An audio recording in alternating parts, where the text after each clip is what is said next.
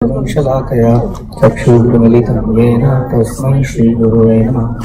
श्रीचैतन्यमनोभीष्टं स्थापितं येन भूतले स्वयं रूपः कदा मह्यं ददाति स्वपदान्तिकं।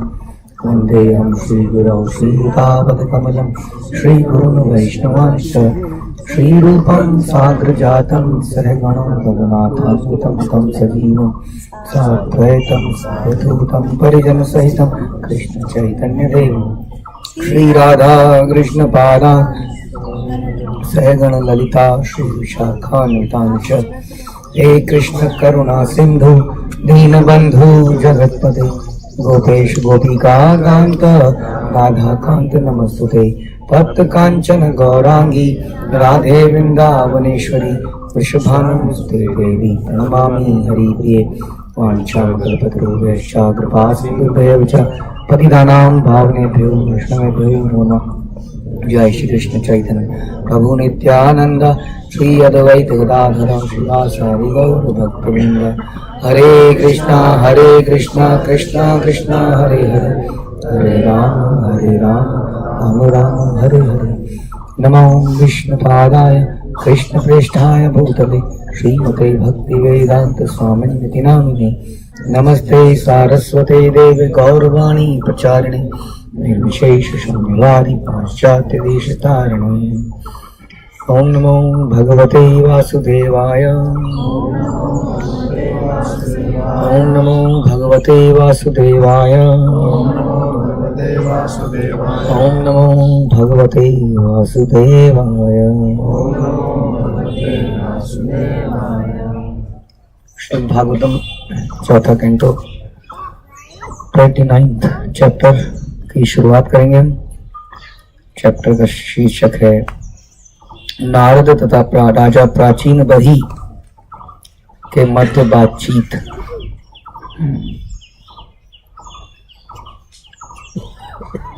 तो हम लोग अध्याय 25 से हमने शुरू किया था पुरंजन के बारे में। तो कैसे पुरंजन के व्यक्तित्व के बारे में बताया गया और किस प्रकार से वो उसका विवाह हुआ पुरंजनी से, और फिर कैसे वो एक दिन जंगल में आखेट करने गया तो पुरंजनी नाराज हो गई। उसके बाद एंजॉय करते करते पुरंजन का जीवन बीत गया। वो बुढ़ापे को प्राप्त किया और उसके ऊपर अटैक हुआ जरा का, बीमारी का। और जो सर्प उसकी रक्षा कर रहा था, उस जो प्राणवायु के रूप में था, उसके ऊपर अटैक हुआ और अंत में पुरंजन मारा गया और फिर से पैदा हुआ। और अगले जन्म में स्त्री से अत्यधिक आसक्त रहने के कारण पुरंजन एक स्त्री के रूप में आया, जिसका पति this time he was better. वो उसने जीवन को त्याग किया और तपस्या करी, और उसकी पत्नी भी जंगल में उसी के साथ थी, उसकी चिता के साथ। तो तभी वहाँ पर भगवान उपस्थित हुए और भगवान ने उसको ज्ञान दिया। तो ये सारी कहानी नारद मुनि ने प्राचीन परिषद को सुनाई। वास्तव में प्राचीन परिषद जो है एक बहुत बड़े राजा थे। उनके पुत्रों का नाम था प्रचितास, जो कि बहुत ही फेमस हैं, भगवान के बहुत ही शुद्ध भक्त हैं। ये उनके पिता थे और ये कर्म कांड में लगे थे। इनको कर्म कांड से निकालने के लिए, भक्ति में लगाने के लिए राजा को नारद मुनि ने ये सारी कथा सुनाई थी। और अब अध्याय 29 में नारद जी इस प्ले के किरदारों के बारे में बताएंगे। तो जनरली प्ले के अंत में किरदारों के बारे में बताया जाता है ना, उसी तरह अब नारद मुनि बताएंगे कि ये पुरंजन कौन है, हाँ, जरा कौन है, ये सब कौन है। प्राचीन बरही उवाच। तो बहुत समय बाद प्राचीन बरहिष्ठ ने कुछ बोला है। राजा प्राचीन बरही ने उत्तर दिया, हे स्वामी, हम आपके कहे गए राजा पुरंजन के रूपक आख्यान का सारांश पूर्णतः समझ नहीं पाए। उन्होंने कहा, आप कुछ बोल रहे हो, ऐसा लगता है कि आप कुछ बताना चाह रहे हो। ऐसा कई बार होता है ना कि हम लोग, कई बार तो आपको पता होता है। जैसे मैंने आपको 1-2 दिन पहले एक स्टोरी सुनाई थी एक व्यक्ति की, ये वहां क्यों बैठे हैं, वहां ना बैठ के, आप सब इधर इधर आइए। इधर क्यों नहीं बैठे आप लोग? तो अब बाकी लोग इधर आ जाओ जी यहाँ से। आप लोग चाहते हो सो पाओ तो सोना है तो फिर यही बैठे रहो। आप सब इधर। सामने आओगे तो मैं, ये सामने जगह खाली तो बड़ी है सारी। पहले माताओं ने ऐसा किया था, आपकी बार प्रभु जी ने ऐसा किया। इधर आ जाओ सामने, ये इसके पीछे वाले आप भी जाओ जी, इधर सामने जाओ। तो हमने आपको एक स्टोरी सुनाई थी 2 दिन पहले, जिसमें मैंने बोला था कि एक गरीब व्यक्ति था, उसका हार्ट ट्रांसप्लांट हो गया, राजा का लग गया, है ना। अब ये वास्तव में स्टोरी थी, ये इतिहास नहीं था, लेकिन इस स्टोरी के माध्यम से हमने कुछ सीखा। कुछ स्टोरी होती है, कुछ इतिहास होता है। शास्त्रों में 99% हम इतिहास की बात करते हैं, जो भी बताया जाता है वो स्टोरी नहीं है, उसको कभी स्टोरी मत समझा करो। लेकिन कुछ ऐसे केसेस हैं जहां पर किसी कहानी के माध्यम से बताया जाता है, ये वो वाला केस है जहां पर रियल स्टोरी नहीं थी। तो पुरंजन कोई रियल व्यक्ति नहीं था, लेकिन एक रियल व्यक्ति को रिप्रेजेंट कर रहा था। तो राजा परीक्षित बलि ने पूछा कि आपने कुछ रूपक आख्यान किया है। रूपक आख्यान समझते हैं आप? मतलब इंडिकेशन दी है, इस तरह से कहानी के माध्यम से समझाया है। इसका सारांश पूरी तरह समझ में नहीं आया। वास्तव में जो आध्यात्मिक ज्ञान में निपुण है वे तो समझ सकते हैं, किंतु हम जैसे सकाम कर्मों में अत्यधिक लिप्त पुरुषों के लिए आपके आख्यान का तात्पर्य समझ पाना अत्यंत कठिन है। हम लोगों को वेद पढ़ने के लिए क्यों प्रेरित नहीं करा जाता? क्योंकि वेदों में जो असली बात है वो छुपाई गई है, मतलब वो सीक्रेट को रिवील करना पड़ता है और आदमी उसमें भटक जाता है। इसलिए हमारे लिए पुराण आए, जिसमें कि बड़ी डायरेक्टली समझाया गया। लेकिन पुराणों को समझने के लिए भी कलयुग में बुद्धि हमारी बहुत कम हो गई है। हम लोग पढ़ के भी समझ नहीं पाते हैं, गीता नहीं समझ में आती है, भागवत भी हम पढ़ लेते हैं तो समझ नहीं आती है। जब भागवत को सुनते हैं तो कई बार कई लोग सुनने पे आते हैं, हाँ प्रभु जी अब कुछ समझ में आया जब सुना तो। और कई बार कोई लोग 3-4 साल पहले बोलते हैं बाद में आने के कि ये कहानी बहुत बढ़िया सुनाई आपने। उसको बताया जाता है कहानी तो हमने पहले 4-5 बार सुना दी। कह रहा अच्छा मैंने तो सुनी नहीं कभी। तो वो सुनी होगी उस वक्त, कोई ये जो भी चिड़िया है उसकी आवाज दिमाग में चल रही होगी, जैसे अभी पीछे गाय का सीन चल रहा होगा, तो बीच में से कुछ मिस हो गया होगा। ऐसा कई बार हो जाता है। सुनने के बाद कई बार हम सुन तो लेते हैं लेकिन अपने इंटरनली उसको लिंक नहीं कर पाते कि ये मेरे से कैसे लिंक्ड है। हाँ, तो जब हम अपने से लिंक नहीं कर पाते तो हम याद नहीं रहते। बचपन में हमें एक टीचर ने समझाया था कि किसी चीज को याद करना हो तो कैसे करें। उन्होंने बोला था नाम याद कैसे करे जाए। तो नाम से उन्होंने बोला कि जब भी किसी का नाम सुनो उसको किसी से लिंक कर दो। जैसे माना आपने सुना किसी का नाम रमेश, तो आप सोचो हाँ मेरे चाचा का नाम रमेश है, अच्छा आपको हमेशा याद रहेगा। बढ़िया बात बताई। लेकिन इसको यहाँ ग्रंथों में अप्लाई करना है। जब हम सुनते हैं तो जब तक आप उसको अपने से लिंक नहीं कर पाओगे तब तक वो याद नहीं रहेगा हमें। तो इसलिए हमारा यहाँ बता रहे हैं कि आध्यात्मिक जो उन्नत हैं वो तो समझ जाते हैं तुरंत, लेकिन हम जैसे जो सकाम कर्मों में लगे हैं, यानी कि अभी इंद्रिय तृप्ति के कई काम हमें कर रहे हैं, भक्ति नहीं कर रहे हैं ठीक से, तो उसके लिए समझ पाना बड़ा मुश्किल है। तो इसलिए इसको प्लीज समझाइए और बेसिकली ये समझाइए कि मेरे ऊपर कैसे लागू होता है। मैं इतना मूर्ख हूं कि मैं अपने ऊपर समझ ही नहीं पा रहा हूँ। पुरंजन की कहानी अच्छी थी, बच के रहना चाहिए, हाँ, लेकिन मेरे ऊपर तो नहीं है। तो ये है, तीनों गुणों से मोहित यह सारा संसार मुझको नहीं जान पाता, मैं गुणों के ऊपर और अक्षय हूं, भगवान कहते हैं। सामान्यतः लोग प्रकृति के 3 गुणों से मोहग्रस्त हो जाते हैं, इसलिए वो जान नहीं पाते कि दृश्य जगत में समस्त भौतिक कार्यकलापों के पीछे भगवान है और इसका कोई पर्पस है। सामान्यतः जब लोग पाप या पुण्य कर्मों में लग जाते हैं तो उसका भक्ति संबंधी ज्ञान पूर्ण नहीं हो पाता। तो पाप कर्म तो हम नहीं कर रहे हैं, लेकिन पुण्य कर्म करने लग जाते हैं कई बार हम, यानी कि भक्ति भी पुण्य कर्म मान ली जाती है जब भक्ति शुद्धता से नहीं करी जाए। जैसे कि देवता लोग हैं, प्रभुपाद ने बोला जो भक्ति शुद्धता से नहीं करता है वो देवता बन जाता है। तो हम लोगों के देवता बनने के बहुत सारे ज्यादा चांस हैं क्योंकि हमने अन्य विलासिता शून्यम या अपने इंद्रिय तृप्ति के चीजों को, अपने प्रेफरेंसेस को छोड़ा नहीं, इसलिए पुण्य कर्मों में प्रवृत्त हो गए। तो उनका भक्ति संबंधी ज्ञान पूर्ण नहीं होता। हालांकि जब तक हम प्रयास कर रहे हैं तब तक हम इसको नहीं कहेंगे, यदि हम प्रयास कर रहे हैं देन इट्स ओके। लेकिन अगर हमने प्रयास करना बंद कर दिया और हमने सोच लिया हाँ अब तो मेरा जीवन ठीक है, 4 धाम की यात्रा करते थे, अब ये भी कुछ धाम की यात्राएं करा रहे हैं। गंगा सागर और ले चलो प्रभु जी एक बार, वो रह गया है। एक बार 4 धामों में और कहीं बद्रीनाथ भी अगर आप ले चलें तो बहुत अच्छा रहेगा। तो ये फिर इसका मतलब हमारे अंदर कुछ सीक्रेटली कुछ इच्छाएं डिफरेंट तरह की छुपी हुई है, ये प्योरली भक्ति वाली इच्छाएं नहीं है।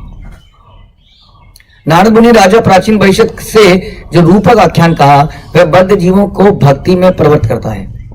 ये सारा आख्यान भक्त द्वारा सरलता से समझ लिया जाता है। तो जो भी आपने सुना पिछले 25, 26, 27, 28 4 अध्यायों में, अगर आपने कुछ समझा, अगर आप अभी ब्लैंक है कि क्या हुआ था, तो वो जो समझा आपने वो भक्त आराम से समझ सकता है। भक्त क्यों समझ सकता है बताएगा कोई? भक्त इसको सरलता से क्यों समझ सकता है?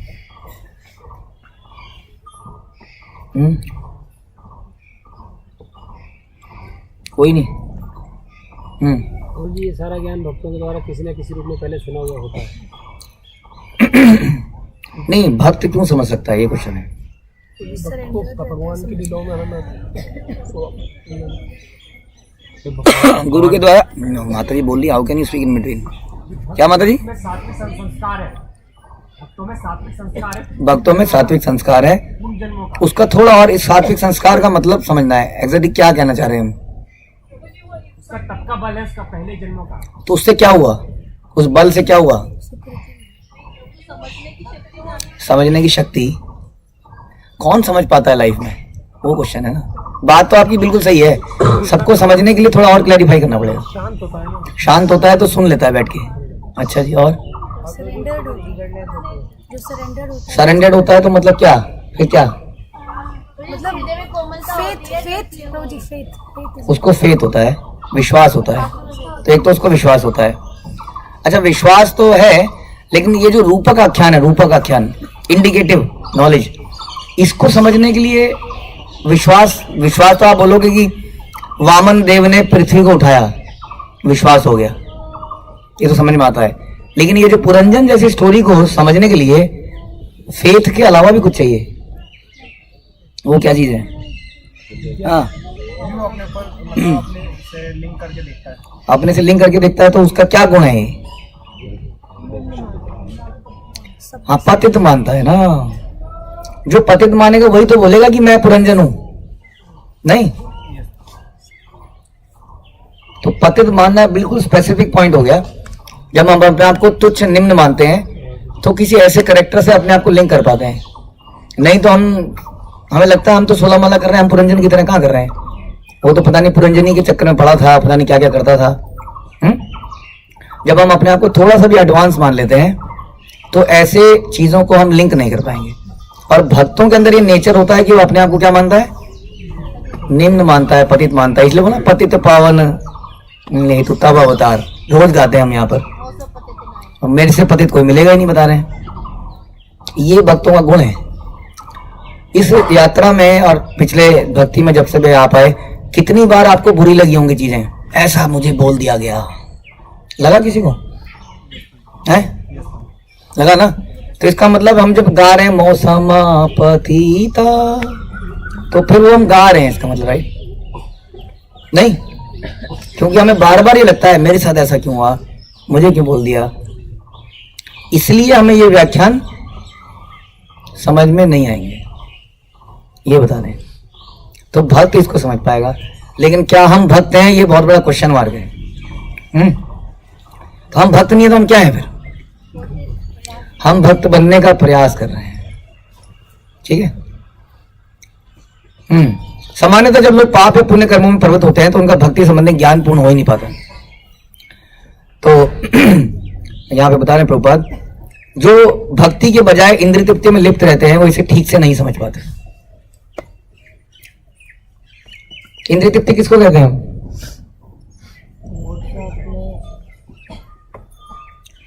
थोड़ा सा ग्राउंड लेवल पे सेंटेंसेस बोलोगे तो बहुत अच्छा लगेगा। हाँ, अपनी इच्छा के लिए जो हम काम करते हैं, अपनी इच्छा के लिए हम काम करते हैं। जैसे अभी हमने 1-2 दिन पहले डिस्कशन किया था, पत्रम पुष्पम फलम तोयम, याद है? हाँ, अपनी इच्छा के लिए। क्योंकि जब हम सुनते हैं ना इंद्रिय तृप्ति, तो हमारा जटिल दिमाग क्या कहता है, क्या कहता है? जब हम सुनते हैं इंद्रिय तृप्ति की लिखा कि इंद्रिय तृप्ति जो करता है उसके दिमाग में समझ नहीं आता उसको, तो हमारे दिमाग क्या कहता है इस बात के लिए? हमारा दिमाग कहता है मैं थोड़ी कर रहा हूँ इंद्रिय तृप्ति, अभी पद यात्रा करी है कि नहीं, नंगे पैर चले हैं, हाँ, सवेरे 4 बजे उठ रहे हैं, 3 बजे उठ रहे हैं, सॉरी, ये 2 बजे उठ रहे हैं, तो मैं कहाँ इंद्रिय तृप्ति कर रहा हूँ, ऐसा लगने लगता है। यहाँ प्रभुपाद बता रहे हैं कि ये 29वां अध्याय बताता है कि जो हमारी आसक्ति है स्त्रियों के प्रति, अत्याधिक आसक्ति से मनुष्य अगले जन्म में स्त्री बनता है। और स्त्रियां क्या बनती हैं?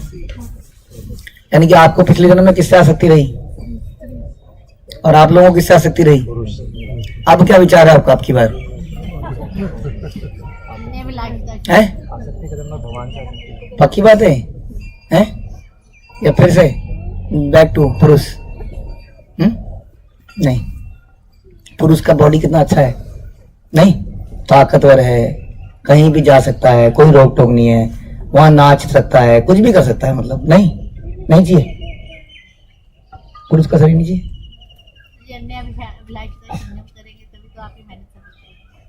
पुरुष का शरीर नहीं चाहिए, पुरुष जैसे कपड़े तो नहीं पहनने चाहिए ना, इसका मतलब फिर इसका मतलब पुरुष जैसा शरीर चाहिए ना उसको। क्योंकि कई माताओं को लगता है कि ये पुरुष का शरीर कितना अच्छा है, कितना कुछ करा जा सकता है। ओके, नारद जी बोलते हैं, नारद मुनि ने कहा तुम जानो कि पुरंजन रूपी जीव अपने कर्म के अनुसार विभिन्न रूपों में देहांतर करता रहता है। अब ये बताना शुरू कर रहे हैं कि जो मैंने कहानी बताई उसका मतलब क्या है। तो पुरंजन कौन बता रहे हैं? पुरंजन कौन है? एक जीव है जो देह परिवर्तन करता रहता है, जो 1, 2, 3, 4 या अनेक पांव वाले, कई बार पांव के बिना हो सकते हैं। हाँ, तो यहां भागवत क्लियर कर रही है कि मनुष्य क्या क्या बन सकता है? कीड़ा, पेड़। तो जब आप पेड़ों को देखते हो, जब आप कुत्ते को देखते हो, तो आपके दिमाग में आना चाहिए कि ये मैं भी बन सकता हूं या मैं बन के आया हूं, है ना? तो ये हमारा भागवत क्लियर करता है इसको। इन विभिन्न प्रकार के रूपों में देहांतर करने वाला जीव तथा कथित भोक्ता के रूप में पुरंजन कहा जाता है। कौन है पुरंजन? की विशेषता क्या है कि वो क्या है? भोक्ता नहीं है, गलत, क्या है? देहांतर करने वाला तथा कथित भोक्ता है। तथा कथित का मतलब बोलिए जी, हिंदी आनी चाहिए ना आप लोग। तथा कथित का मतलब क्या होता है? नहीं, सिर्फ कहने के कॉल्ड, सो कॉल्ड, मतलब कहने के लिए भोक्ता। कहने के लिए उसको लगता है कि मैं भोगता हूं, तो वो व्यक्ति पुरंजन का कहलाता है। आत्मा एक रूप से दूसरे में जिस प्रकार देहांतर करता है उसका बड़ा सुंदर वर्णन हुआ यहां। एक पाद से भूतों का बोध होता है, क्योंकि यह कहा जाता है कि वो एक पांव के बल चलते हैं। द्विपाद मनुष्य है। जब मनुष्य वृक्ष या अक्षम हो जाता है, वृद्ध या अक्षम हो जाता है, तो वह त्रिपाद हो जाता है। डंडा आ जाता है ना बीच में, डंडे के सहारे चलता है। किंतु चतुष्पाद पशुओं के लिए है। बहुपाद जिनके एक से ज्यादा पैर होते हैं। कौन? कान खजूरा। कान खजूरों को आपने मारा कभी झाड़ू से? कई बार ना। तो इसका मतलब ऐसा हमारे ऊपर भी झाड़ू पड़े होंगे। ऐसे अनेक कीड़े तथा जलचर हैं जिनके अनेक पांव होते हैं। और पांव विहीन कौन सा जानवर है? केंचुआ, सांप। तो ऐसे भी हम बन सकते हैं। पुरंजन ऐसे व्यक्ति का सूचक है जो विभिन्न प्रकार के शरीरों को प्राप्त करके भोग करता है। भोग की उसकी यह प्रवृत्ति संसार में विभिन्न प्रकार के शरीरों द्वारा प्रदान की जाती है। तो यानी कि हमें अलग अलग शरीर क्यों मिलते हैं? अलग अलग शरीर क्यों मिलते हैं? अलग अलग इच्छाओं, हमारी अलग अलग प्रकार की इच्छाओं को पूरा करने के लिए। फॉर एग्जाम्पल कोई बताएगा? ये वाला शरीर इस इच्छा के लिए, ये वाला शरीर इस इच्छा के लिए। जो ज्यादा सोता है वो पेड़ बन जाता है, भालू बन जाता है। नहीं, जो निर्वस्त्र रहना चाहता है वो पेड़ बनता है। जो निर्वस्त्र रहना चाहता है वो पेड़ बन जाता है। जो सोना चाहता है वो भालू बनता है, और जो उड़ के दुनिया को मुट्ठी में करना चाहता है वो चिड़िया बन सकता है, मच्छर ही बन सकता है, तैरने वाला मछली बन सकता है। जिसको पानी में पौंड देखते ही उसका मन मचल जाता है ना पानी में, तो कुछ भी बन सकता है, मगरमच्छ, मछली, कछुआ।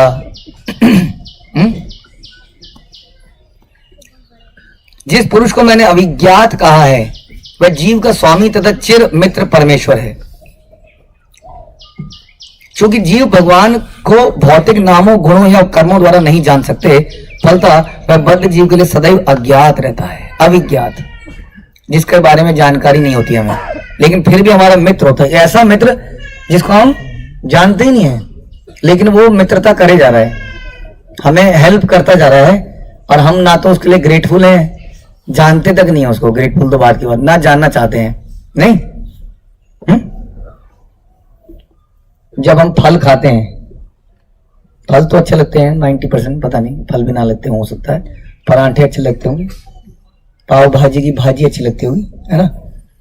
तो जब भाजी खाते हैं तो सोचते हैं भाजी कहाँ से आती है, सोचते नहीं है ना, मतलब बात ये है। ऐसी बहुत सारी चीजें हैं जिसमें हम सोचते नहीं है कि ये कैसे हमें मिल रहा है, लेकिन वो हमें कंटिन्यूअसली दिए जा रहे हैं। तो अनग्रेटफुल आदमी क्या करता है, मनुष्य का लक्षण क्या है, सड़क पे चल रहा होगा तो रास्ते में अगर 100 का नोट पड़ा होगा तो क्या करेगा वो, नहीं पहले इधर देखेगा, फिर उधर देखेगा, फिर फट से उठा के चल पड़ेगा। तो ये उसको कोई मतलब नहीं है कहाँ से आया था, क्या करना है, देना है कि नहीं देना है, तुरंत उठा के जेब में रख लेता है। हाँ, सभी कुछ अर्पित करो, सड़क वाला नहीं, जो मेरे बटुए में है वो भी, तब है बात। क्योंकि बटुए वाला तो है सोफिस्टिकेटेड चोरी से आया है, ये थोड़ा ग्रॉस लेवल की चोरी से आया है। तो ये अविज्ञात, या भगवान को यहाँ अविज्ञात हमारा मित्र है। क्योंकि भगवान जीव के लिए अज्ञात रहता है, इसलिए वैदिक साहित्य में उसे निराकार, अविज्ञात बोल दिया गया, और लोगों ने उसको ये मान लिया कि वो ऐसे ही है। यह तथ्य है कि जहां तक रूप, नाम, गुण, लीलाओं का संबंध है, भगवान को भौतिक इंद्रियों द्वारा नहीं देखा जा सकता, किंतु जब मनुष्य आध्यात्मिक रूप से जागृत होता है तब उनके नाम, रूप, गुण आदि को समझ पाता है। जब कोई भक्ति में लगा होता है तभी वह भगवान के कुछ सत्य रूप में समझ पाता है। क्योंकि हम भक्ति में लगे हैं, इसलिए हमें भगवान का नाम अच्छा लगता है। कल आप लोग 10 बजे तक थे, खूब नाचे थे, बहुत अच्छा लगा था। तो हम लोगों ने कल हो सकता है 3-4 घंटे बैठ के हरिनाम लिया हो, लेकिन हम जब माला में लेके बैठते हैं तब हमसे नहीं होता है। तो इसका क्या मतलब हुआ कि अभी हमारी नाम से सही रूप में आसक्ति है नहीं, हमें लग रहा है ये हरिनाम है। वहां पे आपने अगर हॉल में देखा होगा, प्रभुपाद का कोट लगा हुआ है सामने ही, उसमें प्रभुपाद लिख रहे हैं कि हम लोग जब कीर्तन करते हैं तो कीर्तन में हम दुनिया को प्रसन्न करने के लिए कीर्तन नहीं करते हैं कि ऑडियंस को बड़ा मजा आया, झूम गए। कीर्तन करने का उद्देश्य तब हमें मिलेगा जब हम भगवान को प्रसन्न कर पाए। ये उद्देश्य होना चाहिए कीर्तन करने का। तो प्रभुपाद ने बोला कि बहुत ज्यादा शो ऑफ आर्ट की जरूरत नहीं है, लेकिन प्रभुपाद ने यह भी लिखा कि अगर किसी को कोई आर्ट आता है तो वो आ सकता है, लेकिन ऐसा नहीं है कि कीर्तन इसी तरीके से किया जाता है कि जब तक मैं अगर कीर्तन करने बैठूंगा तो इधर एक बांसुरी वाला होना ही चाहिए, 1-2 मृदंग वाले होने ही चाहिए, एक ऐसा होना है, और हम भी तभी नाचेंगे जब तक कुछ ऐसा बढ़िया सा कीर्तनिया हो, तभी हम बैठेंगे, नहीं तो फिर हम घर में बैठेंगे। तो अध्याय ये ऐसे माया हमें लगने लगता है कि हम बहुत, अब नाम में कितना रस आ रहा है। देखो प्रभु जी 4 घंटे बैठे रहे हम। तो बता रहे हैं जब मनुष्य आध्यात्मिक रूप से जागृत होता है तो उसके नाम, रूप, गुण आदि सभी समझ पाता है, उसमें रुचि ले पाता है। जब कोई भक्ति में लगा होता है तभी वह श्री भगवान को सत्य रूप में देख सकता है, समझ सकता है। पाप तथा पुण्य कर्मों में प्रवृत्त सामान्य पुरुष भगवान के रूप, नाम तथा कर्मों को नहीं समझ पाते, किंतु भक्त भगवान को अनेक प्रकार से जान सकता है। उसे पता है कि श्री कृष्ण ही भगवान है, उनका पता गोलोक वृंदावन है, और उनके सारे कार्यकलाप आध्यात्मिक हैं। क्योंकि भगवान के रूप और कार्यों को भौतिकता ग्रस्त लोग नहीं समझ पाते, इसलिए शास्त्रों में वो लोग क्या बोल देते हैं कि भगवान निराकार हैं। किंतु इसका अर्थ यह नहीं है कि भगवान के रूप में कोई रूप नहीं है। प्रभुपाद कह रहे हैं कोई भी अपनी कुंठित भौतिक इंद्रियों द्वारा कृष्ण के असली रूप को नहीं समझ सकता, किंतु भगवान भक्तों को दिव्य प्रेमा भक्ति से प्रसन्न होकर भक्तों के सामने खुद ही आ जाते हैं। क्योंकि भौतिक इंद्रियों द्वारा भगवान कृष्ण के नाम, रूप, गुण और इत्यादि नहीं समझ सकते, इसलिए उन्हें कई बार अधोक्षज यानी भौतिक दृष्टि से परे भी कहा जाता है। और जब भक्त की इंद्रियां शुद्ध हो जाती हैं तब वो भगवान के विषय में कुछ समझ पाता है। समझ में आया? तो जब हमारी इंद्रियां शुद्ध हो जाती हैं, इंद्रियों को दूषित कब कहा जाता है? कब इंद्रियां दूषित कही जाती हैं? हाँ जी, इंद्रियां दूषित कब कही जाती हैं? जब हम अपनी इंद्रियों को इंद्रियों के स्वामी में नहीं लगाते, तो क्या कहाँ लगाते हैं? फिर भोग में लगाते हैं, तब वो दूषित कही जाती है। इस श्लोक में बताया गया कि भगवान श्री कृष्ण के अनेक नाम, कार्य तथा गुण हैं, किंतु इनमें से कोई भी भौतिक नहीं है। शास्त्रों में इन नामों, कार्यों तथा लीलाओं का उल्लेख होने तथा भक्तों द्वारा समझे जाने पर भी कर्मी उन्हें नहीं समझ पाते। लिखा होगा फिर भी नहीं समझ पाएंगे। उनका विश्वास है कि परमेश्वर निराकार है, तो उनका कोई नाम ही नहीं है, या कोई भी नाम उनका ही नाम है, लेकिन ये सत्य नहीं है। भगवान के बड़े विशेष नाम है, जैसे राम, कृष्ण, गोविंद, नारायण, विष्णु, अधोक्षज, ये बता रहे। जब जीव समग्र रूप से प्रकृति के गुणों का भोग करने की इच्छा करता है तो अनेक शारीरिक रूपों में से उस शरीर को चुनता है जिसमें 9 द्वार है। अब सब हमने पुरंजन की कहानी सुनी थी, तो आपने सुना था कि पुरंजन ढूंढते ढूंढते एक ऐसी नगरी में आया जिसमें 9 द्वार हैं। तो बता रहे हैं कि जब भोग करने की इच्छा करता है तो ऐसा शरीर लेता है जिसमें 9 द्वार हैं, 2 हाथ 2 पैर हैं। इस प्रकार में मनुष्य या देवता बनकर श्रेयस्कर मानता है। या तो मनुष्य के शरीर में, यहाँ पे खास तौर पर बता रहे हैं, इस प्रकार के 9 द्वार हैं, 2 आंखें हैं, है ना, 2 नथुने हैं, इस प्रकार से। तो ये सब शरीरों में तो ऐसा नहीं होता ना। सांप का देखा आपने, नाक, इस प्रकार की कई चीजें जो हमारे पास है, इस तरह से नहीं है ना, अलग शरीर है। ये जो खास तौर पे शरीर है जिसमें 9 द्वार हैं, 2 हाथ हैं, 2 पैर हैं, ये शरीर बड़ा उपयोगी है। किस चीज के लिए? इंद्रिय तृप्ति के लिए। हाँ, इंद्रिय तृप्ति के लिए भी है ना, इंद्रिय तृप्ति के लिए भी है। हमें करना नहीं है उसको, लेकिन बड़ा सूटेबल है, क्योंकि दिमाग दिया है, हाथ पैर दिए हैं, कुछ भी कर सकते हैं हम, जैसा हम कर रहे हैं, लेकिन इसके लिए ये बना नहीं है वास्तव में। तो इसलिए वो इस शरीर को चुन लेता है। जैसे पुरंजन ने उस पुरंजन नगरी को चुना और वो अपने को बड़ा श्रेष्ठ मानने लगता है। उसके बाद लगता है देखो जी देखो, जैसे होता नहीं कि हम लोग कहते देखो जी हमारे घर में चांदी के बर्तन हैं, तुम्हारे उसके वो घर में वो पत्तल में खाता है, तो मेरा लिविंग स्टैंडर्ड क्या हो गया? ज्यादा हो गया। यही तो कोशिश करता है आदमी, कैसे मेरा लिविंग स्टैंडर्ड अच्छा हो, तो अपने आप को श्रेष्ठकर मानने लगता है वो। हाँ, यानी कि खा अगर आप अच्छे से रहे हो तो वो ज्यादा बेटर मानता है अपने आप को। कपड़े अच्छे पहन रहे हो तो अपने आप को बेटर मानने लगता है।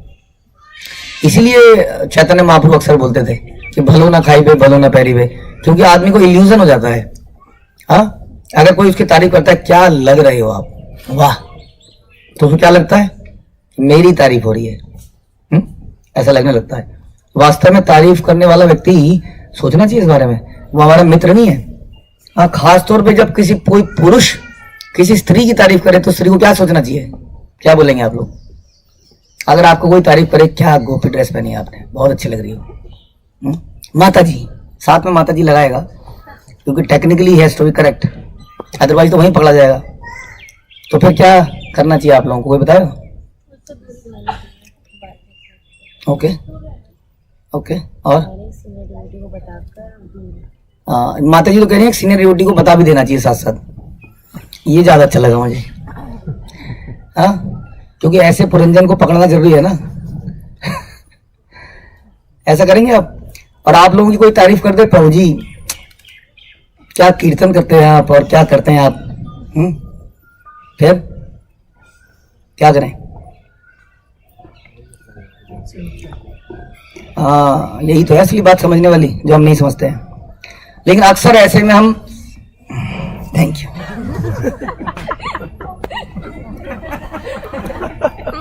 हाँ, पुरंजन की कहानी को याद करो, यहीं से स्टार्ट हुई थी। पुरंजन ने जैसे उस स्त्री को देखा, उस स्त्री की तारीफ करनी शुरू कर दी। अरे आप तो अप्सरा हो, आप तो लक्ष्मी हो, साक्षात लक्ष्मी हो आप। कहाँ है आपका, कोई है क्या? इनडायरेक्टली पता कर लिया कि कोई है या नहीं है। मतलब मैं पास में जाऊंगा तो कोई करंट मारेगा कि नहीं। तारीफ, बहुत तारीफ करी उसकी, और वो हंस गई अपनी तारीफ सुन के। वास्तव में तारीफ उस शरीर की हो रही थी, हाँ, जो कि नश्वर है, जिस शरीर के कारण हम सारा यहाँ मरे पड़े हैं। इसलिए मैं कह रहा था कि बहुत ज़्यादा हम सज जाते हैं या बहुत ज़्यादा हम ऐसा कुछ कर लेते हैं, तो अक्सर जो ऐसे पुरंजन समाज में भक्तों के बीच में भी बैठे होंगे, वो कुछ ऐसे करेंगे ही करेंगे ऐसा कुछ, और वहाँ पर इस पूरे प्रोसेस में क्या हो जाएगी, अशुद्धता आ जाएगी। वहीं से ध्यान रखिए, ऐसा माहौल नहीं बनने देना बिल्कुल भी। राइट, क्लियर है?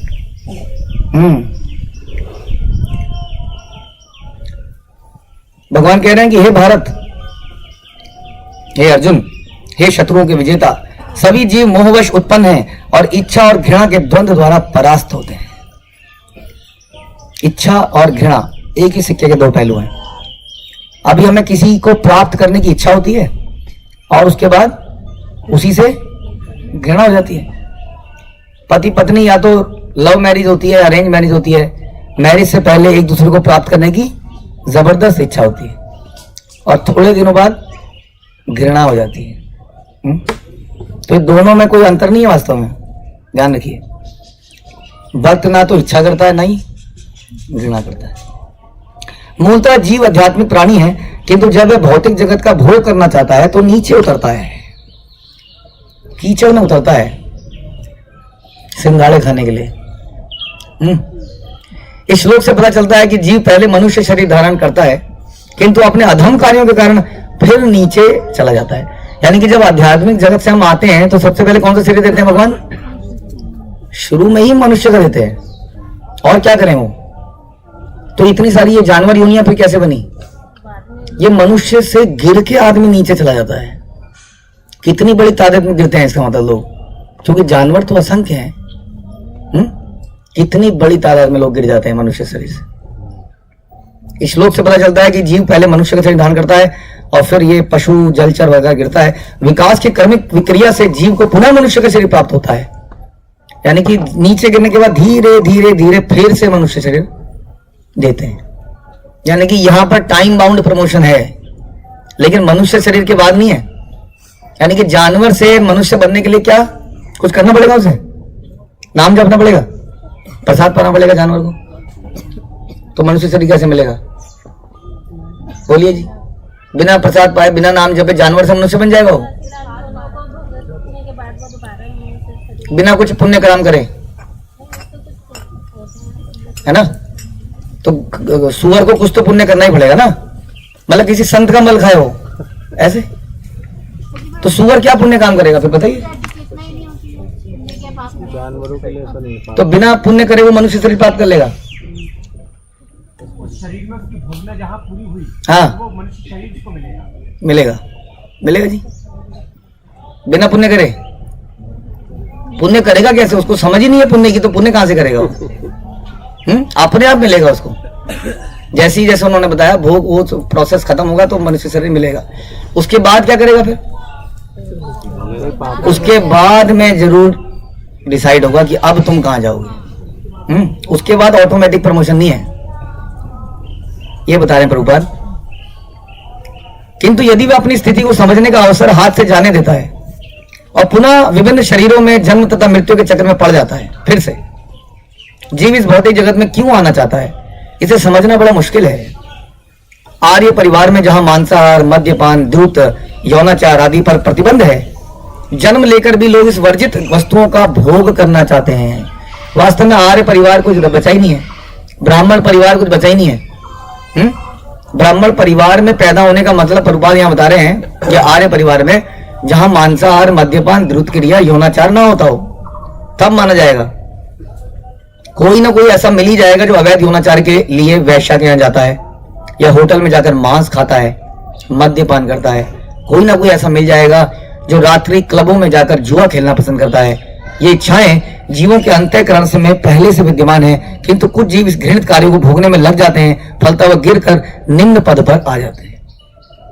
यानी कि हो सकता है कई बार हमारे अंदर भी इच्छाएं आए, लेकिन जो समझदार व्यक्ति है वो क्या करता है, क्या करता है, डाइवर्ट करता है या पूरा करने में लग जाता है। हाँ, करता है कि नहीं? बच्चा अगर बच्चा करे तो बच्चे की इच्छाओं को मार दें, उसके बचपन को निचोड़ दें, बदल दें, पक्का है। अगर यात्रा में चलता, अगर मंदिर में चलते हुए रात क्या था वो, चॉकलेट डोसा मांगे कोई तो मेरा बच्चा ऐसी रह जाएगा। अगर कोई बोले तुमने तो जिंदगी के मजे ले लिए और अब हरे राम करने लगे, और बच्चा बेचारा ऐसी मर जाए, हैं? तो इसमें क्या कहेंगे माताएं, कुछ बताइए प्लीज, बच्चे वाली माताएं बताएंगे तो अच्छा लगेगा।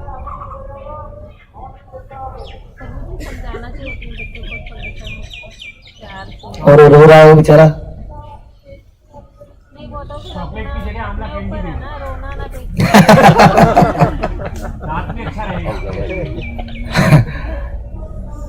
कोई बोलना चाहेंगे? बच्चे वाली माता बोलेंगे तो अच्छा लगेगा ना, क्या बोलो? हाँ जी बोलिए, क्या समझाना चाहिए?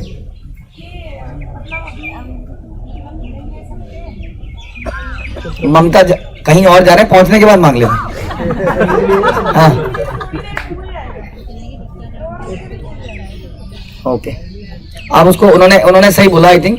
कुछ और अगर आपके पर्स में होगा जिससे कि उसके गले तक पेट भर दोगे भगवान के अच्छे प्रसाद से, तो शायद उसका दिमाग ही उधर को ना जाए। इसके लिए क्या करना पड़ेगा? लेकिन प्लानिंग करनी पड़ेगी। प्लानिंग बड़ी इंपॉर्टेंट है जीवन में। प्लानिंग करके आप भगवान की सेवा किस प्रकार करते हो? बुद्धि से। आप बुद्धि से भगवान की सेवा कर रहे हो। तो लेकिन क्या कह रहे हैं यहाँ पर कि व्यक्ति घृणित कार्यों भोग में लग जाता है और फिर गिर जाता है। और जीव जितना ही पतित जीवन की अभिलाषा करता है उतना ही कुत्सित रूप से धारण करने के लिए नीचे गिरता है। यही ध्यानांतरण तथा विकास की प्रक्रिया है। कोई पशु विशेष किसी एक इंद्रिय सुख की प्रबल भावना से युक्त हो सकता है। किसी एक पशु में खाने की इच्छा ज्यादा होगी, किसी में सोने की ज्यादा होगी, किंतु मनुष्य सभी प्रकार से भोग कर सकता है। बता रहे ऑल राउंड बढ़िया दिया हुआ है शरीर, इतना बढ़िया शरीर दिया हुआ है। हाँ, आप पशु को नहीं पता है कि इसमें गरम मसाला डाल उल्लू, हींग डालेगा तो बड़ा अच्छा लगेगा। हाँ, आम के साथ थोड़ा हींग डाल और ये कर अचार बना। हाँ, कई प्रसाद ऐसे हैं समझ नहीं आता कि ये प्रसाद इन्वेंट कैसे हुआ होगा। नहीं, कई मिठाइयां इतनी कॉम्प्लिकेटेड हैं कि बनाते हुए किसने कितना सोचा होगा, इसका मतलब उसने। तो इतना दिमाग है मनुष्य के पास, किंतु जब तक समुचित शिक्षा नहीं दी जाती वह प्रकृति के गुणों का शिकार होता रहता है, जिसकी पुष्टि भगवत गीता में की गई है कि मोहग्रस्त जीव प्रकृति के गुणों के वशीभूत होकर अपने आप को उन कर्मों का कर्ता मानता है जो वास्तव में प्रकृति द्वारा संपन्न है। जैसे ही मनुष्य अपनी इंद्रियों का भोग करना चाहता है वह अपने को प्रकृति के अधीन बना लेता है और स्वतः जन्म मृत्यु के चक्र में आ जाता है। पुरुष ताकतवर है या स्त्री ताकतवर है? बल में पुरुष है, लेकिन पुरुष मेमना कब बन जाता है स्त्री के सामने? जब वो उसको भोगना चाहता है। जीव ज्यादा ताकतवर है या प्रकृति? प्रकृति, क्योंकि प्रकृति भगवान की शक्ति है। भगवान कहते हैं मयाध्यक्षेन प्रकृति, और उसके बाद में कहते हैं मम माया दुरत्या। तो प्रकृति बड़ी हुई कि नहीं हुई? बिल्कुल गलत जवाब। भगवान गीता में कह रहे हैं कि प्रकृति भगवान जीव से निम्न है, साफ साफ अभी बताया, गीता का श्लोक अभी बताया थोड़े दिन पहले ही। इसलिए सुन के भी दिमाग में जाता नहीं, इसलिए कहता हूं। हाँ, बाढ़ आना माता जी, तो बाढ़ में कौन मरता है? बाढ़ में कौन मरता है, कौन डूबता है? जो हमारे जीवन में कष्ट आते हैं वो क्यों आते हैं? वो तो कार्मिक अकाउंट की वजह से आते हैं। तो फिर तो हम कार्मिक अकाउंट में फंसते क्यों हैं? क्यों फंसते हैं? क्योंकि पुरुष स्त्री के सामने मेमना क्यों बनता है? भोगना चाहता है। हम कार्मिक रिएक्शन में क्यों फंसते हैं? तो हम प्रकृति से सुपीरियर हैं, लेकिन आध्यात्मिक जगत में आए हैं। प्रकृति तो इस जगत की है, हम तो उस जगत के हैं, तो प्रकृति से ऊपर होएगी नहीं। लेकिन हम क्यों फंस जाते हैं यहाँ पर? क्योंकि जैसे ही हम भोगना चाहते हैं हम प्रकृति के अधीन हो जाते हैं। इस एग्जाम्पल से समझिए। तो जी मैं तो भूल ही गया, ऐसा पहली बार पता चल रहा है इतने साल में कि जीव जो है प्रकृति से ऊपर है। तो कमाल है, यही तो अभी बोला था ना कि 5 साल बाद भूलोगे। ऐसा गीता में कहाँ पे बोला भगवान ने? जहाँ पे भगवान बोल रहे हैं कि अभी जो हमारा चल रहा है अध्याय 7वां, चौथा 5वां श्लोक पढ़िए, भूमिरापर नलो वायु। उसके बाद में भगवान कहते हैं इसके अतिरिक्त मेरी एक और अन्य शक्ति है जो पराशक्ति है, जो सुपीरियर है। लेकिन तटस्थ शक्ति का मतलब माता जी ये होता है तो आध्यात्मिक, लेकिन क्योंकि अणु मात्रा में है इसलिए प्रभावित हो जाता है। तटस्थ का मतलब ये होता है कि कभी इधर प्रभावित हो जाता है, कभी इधर है आध्यात्मिक जगत कहीं, लेकिन प्रभावित दूसरे से हो जाता है। ठीक है, तो हम लोग कितने सुपीरियर पोजीशन पे हैं, लेकिन ये जो नियमों को तोड़ना, कॉम्प्रोमाइज कर लेना, छोटी छोटी, जैसे मैंने बताया, किसी ने तारीफ कर दी तो हम रिएक्ट नहीं कर पाए, उसको बोल नहीं पाए, उसको एक्सेप्ट कर लिया। ऐसी छोटी छोटी छोटी छोटी चीजों से हम क्या बन गए? भोक्ता बनने का प्रयास किया और प्रकृति के अधीन आ गए। अधीन आते ही हमें क्या मिला? शरीर मिला, फिर एक शरीर, फिर दूसरा शरीर, फिर तीसरा शरीर, फिर ये कंटिन्यू हो गया। इसको तोड़ना है तो क्या करना पड़ेगा? इंद्रिय तृप्तियों से दूर जाना पड़ेगा, भक्ति के कार्यों में लगना पड़ेगा, तभी इस प्रोसेस से निकल पाएंगे, नहीं तो निरंतर जन्म जन्मांतर तक चलता रहेगा। ठीक है, हरे कृष्णा। श्रील प्रभुपाद की जय, ग्रंथराज श्रीमद् भागवतम की जय।